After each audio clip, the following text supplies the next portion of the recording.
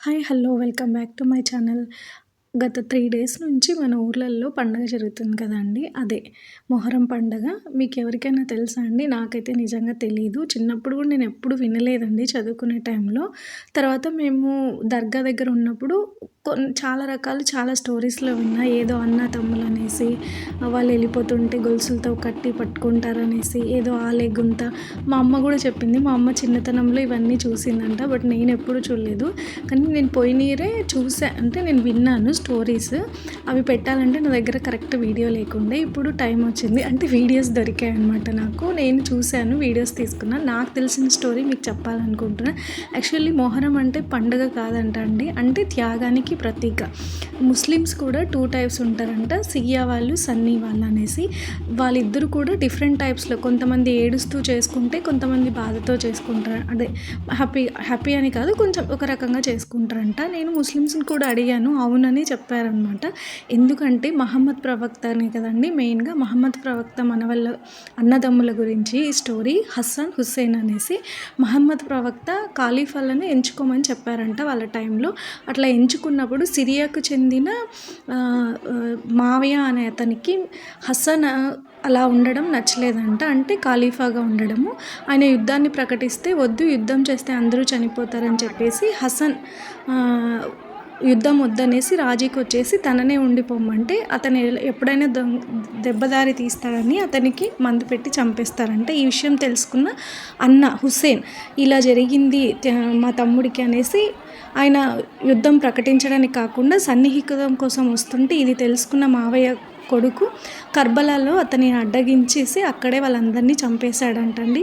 వీళ్ళు 30,000 మెంబర్స్ అయితే వాళ్ళు 72 మంది మాత్రమే. కర్బలాలో వాళ్ళకి వాటర్ లేకుండా అలాగా చాలా చిత్రహింసలు చేసి వాళ్ళని చంపారంట. ఇదే అంటే స్టోరీ. అందుకే ఏమో హసన్, హుస్సేన్ అన్నదమ్ముల చరిత్ర నాకు ఇప్పుడు తర్వాత తెలుసుకున్నాక అర్థమైందనమాట. ఇవన్నీ కూడా స్టోరీ రూపంలో. దీన్నే రొట్టెల పండుగ అని అంటారని ఒకటే చూశానండి. కానీ నాకు స్టోరీ తెలిసాక చాలా బాధ అనిపించింది. ఎక్కడైనా ఒకటే కదా. అందుకే మొహరం అంటే త్యాగానికి ప్రతీక. మొహరం పండుగ చెప్పేది కూడా ఒకటే, అందరూ కలిసి ఉండాలని, త్యాగం ఏదైనా మానవత్వంతో ఉండాలి అని అనేసి ఇలాగ ఆలే గుంత చేస్తారంట అండి. అక్కడ గుంతలో ఇలాగ నడిచేసి 3 డేస్‌గా ఈ సంబరాలు అంగరంగ వైభవంగా జరుపుకుంటారంట. కులానికి, మతానికి అతీతంగా. నేను కూడా జస్ట్ నిన్ననే చూశాననమాట. ఇలా చేస్తారు అని అనేసి.